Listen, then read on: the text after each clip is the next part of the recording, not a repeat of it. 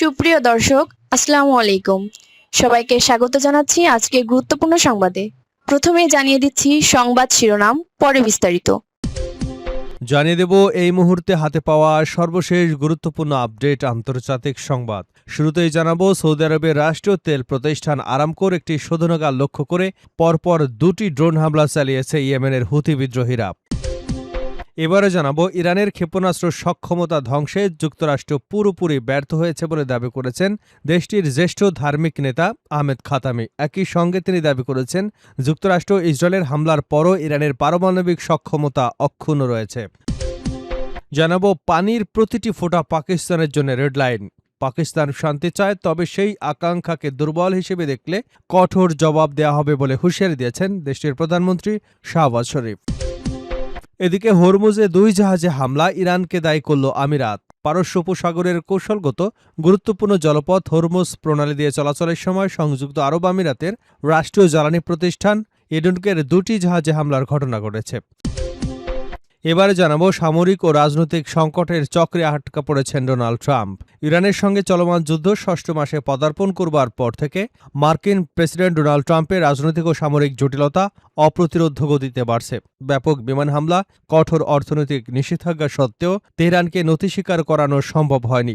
রণক্ষেত্রে লড়াই ছড়িয়ে এ সংকট এখন ছড়িয়ে পড়েছে ওয়াশিংটনের অভ্যন্তরীণ রাজনৈতিক, সামরিক নীতি এবং প্রশাসনিক নীতি নির্ধারণী প্রক্রিয়ার গভীরে। এবং সর্বশেষ জানাবো রাশিয়ার ভূখণ্ডে ইউক্রেনের হামলায় যুক্তরাষ্ট্র গভীরভাবে জড়িত।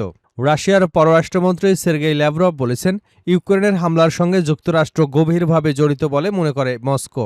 এ বিষয়ে ওয়াশিংটনের কাছে একাধিক প্রশ্ন পাঠিয়ে জবাব পাওয়ার অপেক্ষায় রয়েছে রাশিয়া। এতক্ষণ শুনছিলেন সংবাদ শিরোনাম, এবার থাকছে পুরো সংবাদ। দর্শক, অনুরোধ থাকবে ভিডিওতে একটি লাইক দিন, কমেন্টস করে জানিয়ে দিন এই ভিডিওটি কোন জেলা থেকে দেখছেন এবং শুনছেন। ইরান, ইসরায়েল, যুক্তরাষ্ট্র, ফিলিস্তিনি যুদ্ধে আপনি যদি মুসলিমদের সাপোর্ট করে থাকেন তাহলে চ্যানেলটি সাবস্ক্রাইব করে বেল আইকনটি বাজিয়ে রাখুন। সৌদি আরবের আরামকো শোধনাগারে হুথিদের ড্রোন হামলা।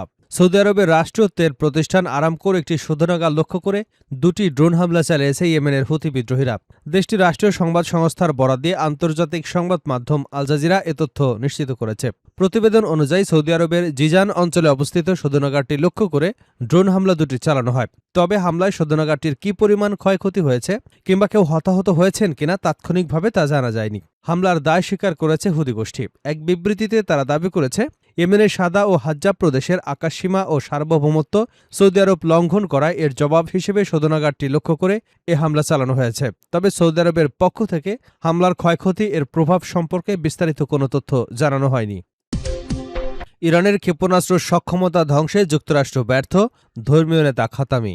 ইরানের ক্ষেপণাস্ত্র সক্ষমতা ধ্বংস করতে যুক্তরাষ্ট্র ব্যর্থ হয়েছে বলে দাবি করেছেন দেশটির জ্যেষ্ঠ ধর্মীয় নেতা আহমদ খাতামি। একই সঙ্গে তিনি দাবি করেছেন যুক্তরাষ্ট্র ও ইসরায়েলের হামলার পরও ইরানের পারমাণবিক সক্ষমতা অক্ষুণ্ণ রয়েছে। ইরানের গার্ডিয়ান কাউন্সিল এবং অ্যাসেম্বলি অব এক্সপার্টদের সদস্য খাতামি দেশটির রাষ্ট্র টেলিভিশনকে দেওয়া এক বক্তব্যে এসব কথা বলেন। খাতামি বলেন ইরানের ক্ষেপণাস্ত্র সক্ষমতা ধ্বংস করতে চেয়েছিল যুক্তরাষ্ট্র, কিন্তু তারা তা করতে ব্যর্থ হয়েছে। তার দাবি এই ক্ষেপণাস্ত্র সক্ষমতাই যুক্তরাষ্ট্রকে অপমানিত করেছে এবং ভবিষ্যতেও তা অব্যাহত থাকবে।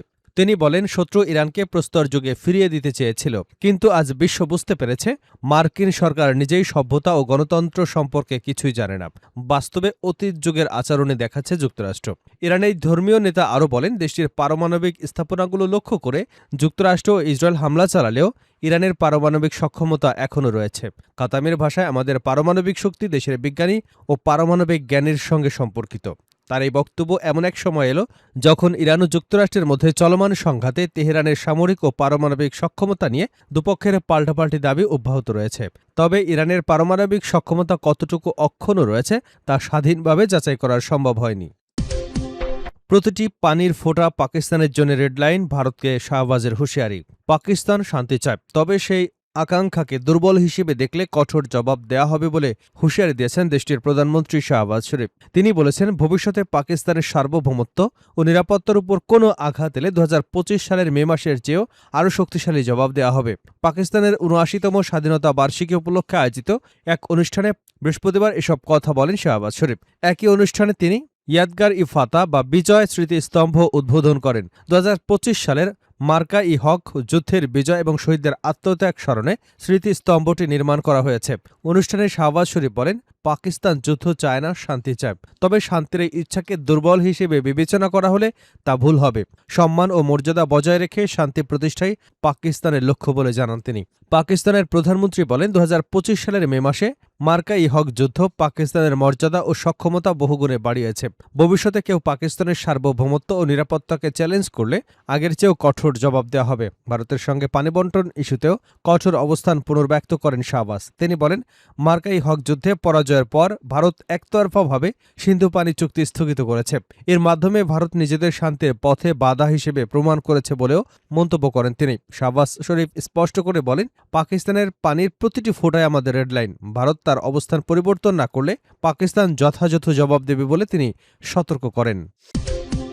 হরমুজে 2 জাহাজে হামলায় ইরানকে দায়ী করল আমিরাত। পারস্য উপসাগরের কৌশলগত গুরুত্বপূর্ণ জলপথ হরমুজ প্রণালী দিয়ে চলাচলের সময় সংযুক্ত আরব আমিরাতের রাষ্ট্রীয় জ্বালানি প্রতিষ্ঠান এডেনকের 2টি জাহাজে হামলার ঘটনা ঘটেছে। স্থানীয় সময় বৃহস্পতিবার সন্ধ্যায় এ হামলা হয়। দেশটির সরকারি সংবাদ সংস্থা WAM এর বরাতে এ তথ্য জানিয়েছে গলফ নিউজ।